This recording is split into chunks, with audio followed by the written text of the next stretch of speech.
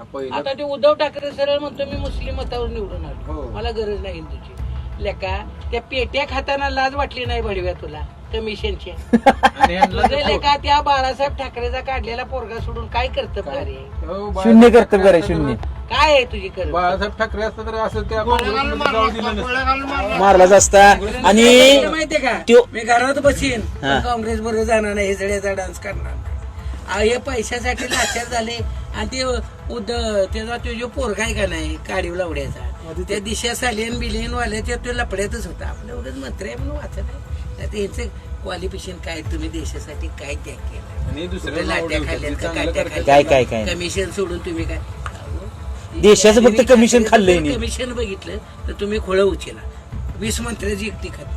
आणि यांची बाहेर देशात सगळ्या प्रॉपर्ट्या काँग्रेस इंग्लंडला त्यांची हाके बिटेला काँग्रेस त्यांना शेटच फाईट उद्या जरी काय लागलं